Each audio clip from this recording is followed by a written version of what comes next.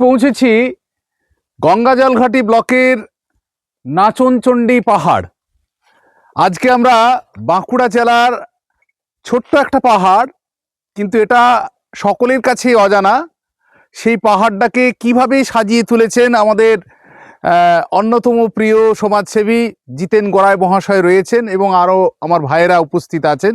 আজকে আমরা পাহাড়ে উঠব এবং দেখব কিভাবে সিঁড়ি তৈরি করা হয়েছে, এবং এখানে একাধিক গাছ বিভিন্নভাবে এই পঞ্চায়েত সমিতি এবং গ্রাম পঞ্চায়েতের মাধ্যমে এখানে কিন্তু লাগানো হয়েছে। আমরা পাহাড়ের দিকে উঠে যাব। সুন্দর সিঁড়ি তৈরি করা হয়েছে এবং তার পাশে একেবারে লোহার রেলিং জানা রয়েছে আমাদের এই পাহাড়ের ওঠার জন্য। আমাদের সাধু বাবার সঙ্গে দেখা। আপনার নাম কি? বাংলা প্রসাদ ব্রহ্মচারী। আচ্ছা, এখানে কতদিন আছেন আপনি? প্রায় 30 বছর হয়ে গেল। আপনি 30 বছর ধরে আছেন? আচ্ছা, এমনি কোনো অসুবিধা হয়নি তো এখানে? অসুবিধা কিছু হয় না, দাদা আছেন যে সাথে। আচ্ছা আচ্ছা আচ্ছা, ঠিক আছে। আমরা দেখছি এই পাহাড়ের বিভিন্ন গাছ, তার সাথে সাথে এই যে আশ্রম, এই আশ্রম প্রায় 30 বছরের পুরানো আশ্রম এখানে নির্মিত হয়ে রয়েছে। এই নাচনচণ্ডী পাহাড়ের কিছুটা উপরে ওঠার সাথে সাথেই এই আশ্রমের পাশাপাশি এখানে একটি বজরংবলীর মন্দির নির্মিত রয়েছে, যেটা সহজেই আপনারা সেই ঠাকুরকে দর্শন করতে পারবেন। কিছুটা সামনে আসার পরেই আপনারা দেখতে পাবেন এখানে দেবাদিদেব মহাদেবের শিবলিঙ্গ এখানে নির্মিত রয়েছে, সেটাও আপনারা এই পাহাড়ে উঠে প্রত্যক্ষ করতে পারবেন। মাসের দিনে দাদা প্রচুর সোমবারে জল ঢালার সময় এই পার্শ্ববর্তী গ্রামের প্রচুর সব মেয়েরা জল ঢালার জন্য এখানে আসে, প্রচুর ভক্ত সমাবেশ হয়। শিবরাত্রিতেও মোটামুটি ভিড় হয় ভালো।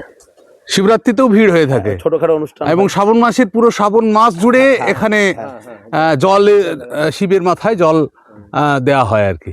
খুব সুন্দর। বলুন। মানে আদি আমাদের দাদা এখানে এই সংস্কৃতি মঞ্চটা ছিল, এখানে আগে গ্রামের মানুষ নাম গান সব এখানে করাতো। তারপর পাহাড়ের এই মধ্যখানে মা নাচনচণ্ডী অবস্থান করছেন।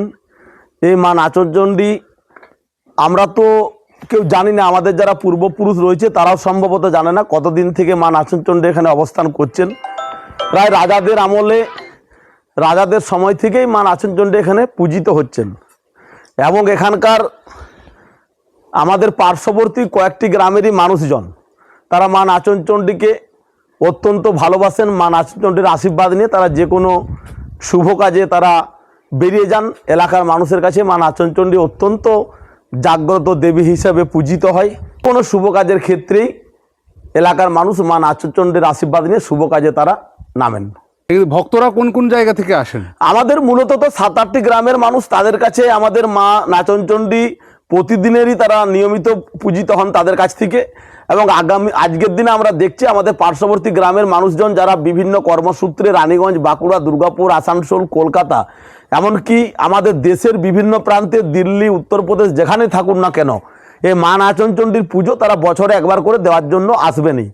অনেকে আছেন যারা আমাদের এই পার্শ্ববর্তী গ্রামের আমেরিকায় থাকেন, ইংল্যান্ডে থাকেন, তারাও কিন্তু বছরে একবার করে মা নাচনচণ্ডীর পুজো দেওয়া, তাদের সময় মতো তারা এসে মাকে পুজো দিয়ে যান। নাচনচণ্ডী পাহাড়ের একটা এরিয়া পর্যন্ত সিঁড়ির ধাপ রয়েছে যেখানে মায়ের মন্দির রয়েছে। তারপরে যে পাহাড়ে আমরা উঠব সেটা অত্যন্ত একেবারে জঙ্গলে পরিপূর্ণ ছোট্ট পথ। সেই পথ দিয়ে আমরা পাহাড়ের উপরে ওঠার চেষ্টা করছি। আমাদের জিতেনদা পথ দেখিয়ে আগিয়ে নিয়ে যাচ্ছে আমাদেরকে। খুব ভালো লাগছে যে একটা সংকীর্ণ রাস্তার মধ্য দিয়ে ঝোপঝাড়ে পরিপূর্ণ অবস্থায় সেই ধার দিয়ে আমরা একেবারে নাচনচণ্ডী পাহাড়ের উপরে ওঠার চেষ্টা করছি। বাকি সঙ্গীরা ওঠার চেষ্টা করছে। একেবারে ঝোপঝাড়, দুই সাইডে সরু রাস্তা, মানে মানুষ যেতে যেতে রাস্তাটুকু তৈরি হয়েছে।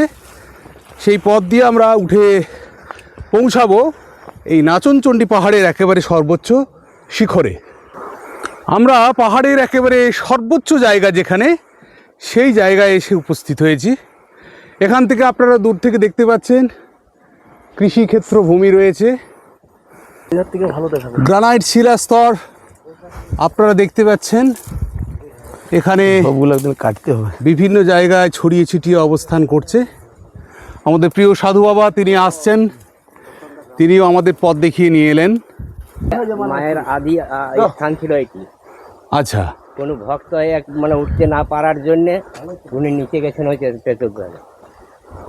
আচ্ছা আচ্ছা, মানে এই জায়গায় মায়ের আগে অবস্থান ছিল, পরে উনি উঠতে না পারার জন্য নিচে ওখানে যেয়ে মাকে প্রতিষ্ঠা করেছেন।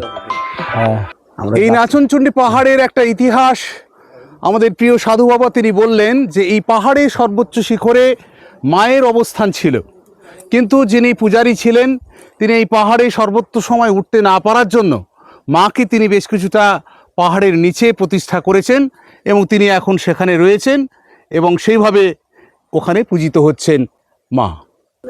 আমরা একেবারে পাহাড়ের আর একটা সাইডে এলাম, এখান থেকে আপনাদের ভিউটাকে দেখানোর চেষ্টা করছি। দেখুন দূরে একটা বড় জলাশয় রয়েছে, সেই জলাশয়ের আপনাদেরকে দেখানোর চেষ্টা করছি। এখান থেকে কৃষিকাজের জল ব্যবহার করা হয়, প্লাস এখানকার এলাকার মানুষ এই জলকে বিভিন্ন কাজে ব্যবহার করে থাকেন। পুরো পাহাড়ের উপর থেকে বিস্তীর্ণ কৃষি জমি, যেখানে কিছুদিন আগে ধানের চাষ হয়েছে এবং এখনও ফসল সব তোলা হয়নি, সেই ফসল তোলার কাজও চলছে। এবং এই যে পাশের বৃহৎ জলাশয়টি আপনারা দেখছেন, এখান থেকে কৃষিকাজের জল ব্যবহার করা হয়। তার পাশাপাশি গ্রামের মানুষ স্নান বা বিভিন্ন ধরনের গবাদি পশু পালনের ক্ষেত্রে এই জলকে ব্যবহার করে থাকেন। শিলার গঠন কাঠামো আপনাদেরকে দেখানোর চেষ্টা করছি, কিভাবে আবহবিকার প্রক্রিয়ার ফলে শিলার মধ্যে ফাটল সৃষ্টি হয়েছে সেটা আপনারা প্রত্যক্ষ করুন। কিভাবে একের পর এক পাথর ছেড়ে গেছে এবং সরে পড়েছে তার যে স্ট্রাকচার আপনাদেরকে দেখানোর চেষ্টা করলাম। আমরা পুরো পাহাড়ের বিভিন্ন প্রান্তকে ঘুরে দেখার চেষ্টা করলাম, সত্যিই অপূর্ব সৌন্দর্য রয়েছে। আমরা এইখানে পাহাড়ের উপরে শিয়াকুল, সেই কুল আমরা সংগ্রহ করেছি এবং সেটাও খেতে অত্যন্ত সুস্বাদুই বলে মনে হচ্ছে। ধীরে ধীরে নেমে যাচ্ছি আমরা পাহাড় থেকে। কিছুদিন পরে পর্যটকদের আনাগোনা যত বাড়বে তত এই পথ পরিষ্কার হবে এবং মানুষ এই পাহাড়ে সহজেই উঠতে পারবেন। আমাদের দোল পূর্ণিমার সময় নাম গান কীর্তন হয় এবং অত্যন্ত বড় মেলা হয়, যেটা গঙ্গাজল ঘাটির সবচেয়ে বড় মেলা হিসেবে পরিচিতি পায়। মানে এটা পুরনো সিঁড়ি, এটা পুরনো সিঁড়ি। তারপর 2014 সালের পর আপনারা দুটো 2017-তে আমরা এটা করেছি। ওই নতুনভাবে সিঁড়ি তৈরি হয়েছে এবং আশ্রমের পাশ দিয়ে আশ্রম সিঁড়িটা তৈরি হয়েছে। আশ্রমে যাওয়ার আর একটা ছোটখাটো পথ, মানে গ্রামের মানুষের সহযোগিতা আপনারা সব সময় পেয়ে থাকেন। আনন্দ সহকারে। আনন্দ সহকারে। বাহ, এটা মানে এখন আমাদের কাছে এটা ভূস্বর্গ হয়েছে, ভূস্বর্গ। বাহ, বিরাট ব্যাপার। অথচ এই জায়গাটা অনেকেই কিন্তু খুব একটা জানে না যে গঙ্গাজল ঘাটি ব্লকের কোড়ো পাহাড় রয়েছে, কিন্তু আরও একটা যে পাহাড় মা নাচনচণ্ডী পাহাড় এখানে অবস্থান করছে।